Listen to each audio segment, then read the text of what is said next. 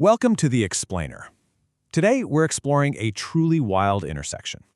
We're going to look at how massive global tech investments are actually cascading down to shape the physical, local communities we live in.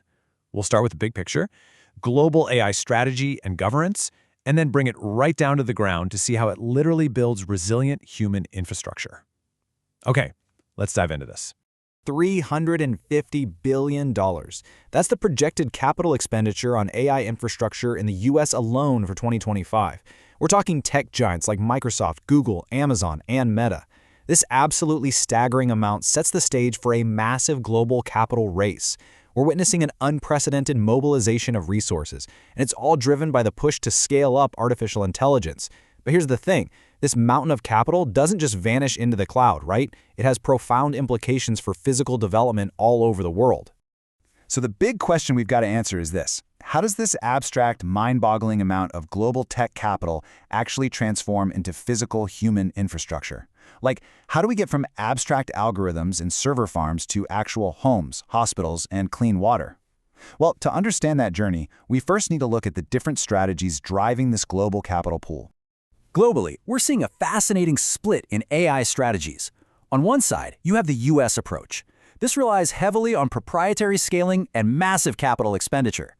Because the competitive advantage here is all about model size and training secrets, these models are kept pretty closed off. On the flip side, China's strategy focuses heavily on open-weight efficiency. Startups like DeepSeek and tech giants like Alibaba are building incredibly capable models, but they're using architectures that activate far fewer parameters. They're basically doing more with less compute and releasing these models with open-weight licenses, which creates a totally different kind of global footprint. And this technological divergence, it rapidly translates into foreign policy. China is actively leveraging these cost-efficient AI models through what researchers call algorithmic diplomacy. They're integrating AI directly into the Belt and Road Initiative, with a massive focus on the Global South.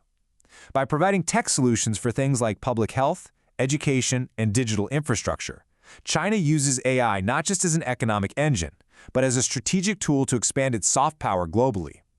It's a structural, game-changing approach to international relations. Now, with all this capital and geopolitical maneuvering going on, a huge question pops up. How do we actually govern it all? Well, the source material proposes a pretty brilliant economic mechanism called teleological alignment insurance, or TAI for short. Think of it like auto insurance, but for organizations running powerful AI. And the premiums aren't fixed, they're dynamic. If a company invests heavily in ethical auditors and proactive governance, boom, their premium drops significantly. It completely transforms AI ethics from this annoying regulatory burden into a direct financial incentive. Smart, right? But what happens when things go unpredictably wrong? That brings us to the Universal Compensation Fund. Because AI is so incredibly complex, we could easily see black swan events, massive, unforeseen damages, where it's literally impossible to trace exactly which AI caused the problem. The UCF operates on something called a synthetic veil of ignorance. Think of it kind of like a global swear jar, but for systemic AI risks. Since no single developer knows if their AI will be the one to trigger systemic failure, it's actually in everyone's rational interest to pay a tiny fraction of their AI transactions into a shared global safety net. And that brings us to the granular mechanics of auditing, specifically Phase 5 integration and verification. It actually functions like a synthetic Socratic dialogue. When an AI proposes a new behavior, let's say redefining efficiency to include positive social impact, an independent auditor doesn't just automatically block it. Instead, they test it out in a high-fidelity simulation. If it aligns with core ethical rules, the AI internalizes it. It's not some top-down imposed correction. It's a natural, structural evolution of the AI's own goals. And this brilliantly illustrates the macro landscape. Hundreds of billions in capital, geopolitical scaling strategies, and rigorous, multi-layered governance. But how does this actually land in the real physical world? Let's cross the bridge from these massive global frameworks down to localized urban infrastructure. Let's ground this with a concrete example. Take the World Bank's Urban Infrastructure Development Phase 2 project in Ukraine. We are talking about a requested $250 million investment loan specifically targeted at upgrading worn-out water, sewage, and solid waste systems. This is exactly where international capital meets actual human need. It's not just about pipes and concrete, it's about translating that cloud capital into measurable environmental and social impact, like improving drinking water quality, slashing greenhouse gas emissions, and creating truly sustainable urban living. Building directly on that need for physical resilience, we arrive at the Kuturets 6.0 socio-economic blueprint in Ukraine. Designed visually as these interlocking gears, this is a literal 40-hectare, closed-loop, completely barrier-free ecosystem.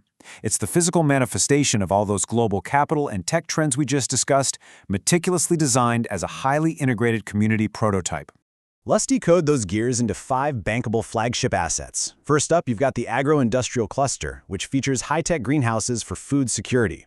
Second, the educational metaverse and child AI guardian labs. This directly integrates those advanced AI systems we were talking about earlier into education. Third, an ice arena that acts as a massive multifunctional complex for veteran physical rehabilitation. Fourth, family estates providing smart, energy-efficient homes. And finally, a biodata center campus for sovereign cloud processing. It masterfully blends food security, AI integration, and localized recovery all into one space. The target metrics here are just incredibly ambitious. We're looking at 100% employment for residents and absolutely zero physical or digital barriers. But the financial engine is what actually makes this a reality. This is built on a $1 billion financial model. It's targeting an impressive 16 to 24% equity IRR, with projected annual revenues hitting around $475 million at stabilization. And the best part? It's built to scale.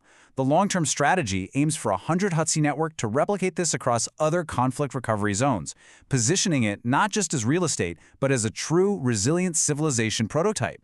So, the crucial point is, how on earth does a visionary project like Kuturet 6.0 actually get funded? Well, building a billion-dollar resilient community prototype requires what's called a blended finance platform. It relies on a highly synchronized international capital stack that draws distinct strengths from all over the world. The US brings AI infrastructure and cybersecurity, the EU offers green transition funding, Japan provides precision engineering and disaster resilience, Turkey focuses on EPC construction and logistics, Korea brings smart city tech and batteries, and China offers industrial manufacturing scale-up. It is a massive, globally coordinated financial engine. This brings us to the actual architecture of that funding, the 4 pillars of the blended finance model. For international capital to flow safely into localized projects, you absolutely need an audited, multi-layer governance system. We're talking independent supervisory boards, strict ESG reporting, anti-corruption controls, and highly transparent, milestone-based capital deployment. This entire structure mitigates risk by ensuring every single stakeholder carries a specific, well-defined load. Let's break down how those mechanics actually work together. The state steps in to provide the foundational land and legal frameworks. Private business drives the capital investment and creates the jobs. International donors come in with targeted grants specifically for the social and medical infrastructure that might not generate immediate financial returns. And finally, international partners facilitate that crucial technology transfer. It seamlessly integrates global tech and strategic tech corporations with localized, state-backed social needs. It's an incredibly well-oiled machine. Which leaves us with a pretty profound question to end on. We started with $350 billion in abstract AI capital in this global race for digital diplomacy, and we ended up looking at physical greenhouses, AI-integrated schools, and barrier-free homes for veterans, all funded through this complex, blended international capital stack targeting serious global returns. So, are these localized, highly governed, blended socio-technical models the true prototype for 21st century civilization recovery? Are we actually looking at a new reserve civilization architecture? It's a fascinating paradigm shift for sure, and one that absolutely forces us to rethink how global tech investment shapes our local everyday reality. Thanks for joining me on this explainer. I hope it gave you a whole new perspective on the physical footprint of global technology.